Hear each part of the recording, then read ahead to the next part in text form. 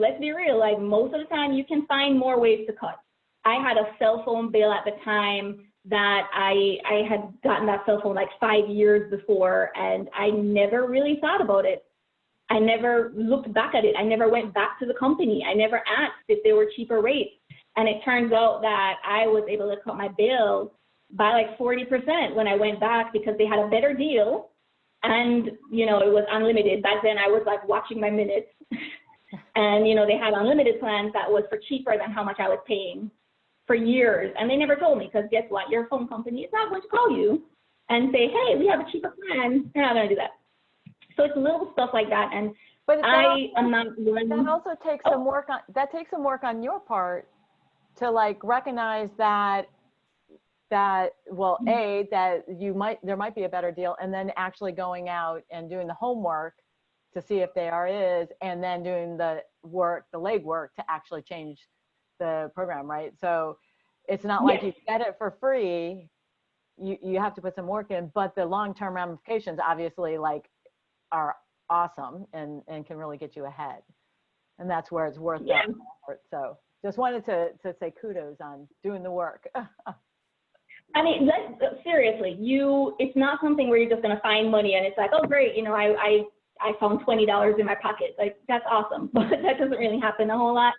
And for me, I pretty much just decided, okay, we're going to tackle each one of these at a time because I'm not going to sit down and call 5 companies today.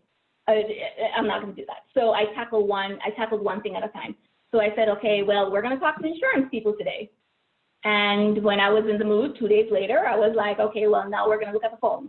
And now we're going to look at cable. And now we're going to look at this. And I just pared it down. And I also don't transcribe to the idea of you should agonize over $1.50 Coke. Because $1.50, yes, $1.50 every day over the course of a year is you know, yeah, $200, whatever number it is, that's fine. But at the same time, I would much rather cut $1,000 off my homeowner's insurance and, you know, get a much bigger impact for the same amount of work. Because I have 2 small children. I have a 4-year-old and a 7-year-old.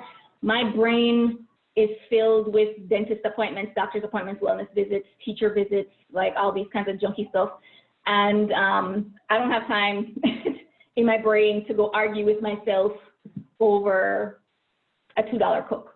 Yeah, and so I think that it's good to have rules of thumb because your brain only has so much decision-making power every day. So like make just rules of thumb that's easy. Like if it's, you know, under $2 or under $5 or whatever it is, depending on your income, like, okay, I'm not even going to think about that. Yes, I can have something that's at under $500.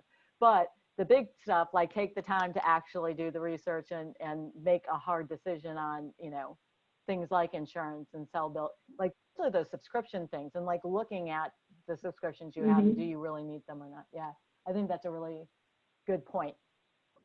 Or at least start from the top. Like I'm starting at the big stuff and then work my way down and maybe later I'll care a little bit more and it's like, $2. So what do you think is the biggest like bill that someone should tackle that you tackled actually? What was the biggest bill that you tackled to see if you could pare it down? The biggest ones that I had were insurance, say the $100 a month off with that. My medical insurance, I came down from a PPO and went to a HSA, which if you work the numbers, it can work out to be really good. Not saying that you should go jump into stuff, but obviously work the numbers for yourself. For me, that worked out great, saved me another $100. My cable saved me $120. I ditched that and went to Netflix and regular antenna. There's a lot of good information. There's a lot of good shows on regular TV. I actually like PBS, just saying. So those were some really good ones. On that note, investing in really good rabbit ears is a really good investment. They're like $30 and you get great just over the air. Yeah, I think that's so funny. Yeah, like 50 channels. And I only watched like 5 of them anyway, and I had cable anyway. So, and with my Roku now I can watch like HGTV. So like, you know, anyway, sidebar. But you know, you don't have to pay the $120 for cable like we were paying before, which that was a waste. And some subscriptions that we had, like some little kid things that we were doing, like you know, we had swim classes and stuff like that, you know, we just joined our local Y. And so we get all of that stuff for one bill, and we get way more stuff. So we did that.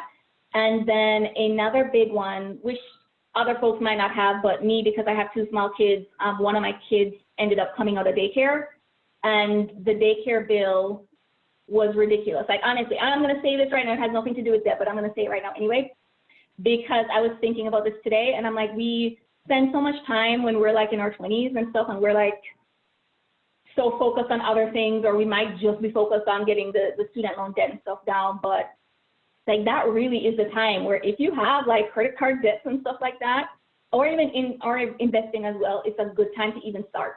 Like, even if you're not going gung-ho and being like, I'm going all debt payoff right now, it's a good time. I wish I had started clearing my debt up sooner, because it's so much harder when you have kids. Because now, after having my children, I had 2 daycare bills and I couldn't do anything about it. Like, I literally had years where I had to wait until one kid came out so that I could free up more money. Daycare bills are pretty much the equivalent of college education, like legit. Like, so yeah, anyway, so the things you can do when you're younger, you get them started as quickly as you can.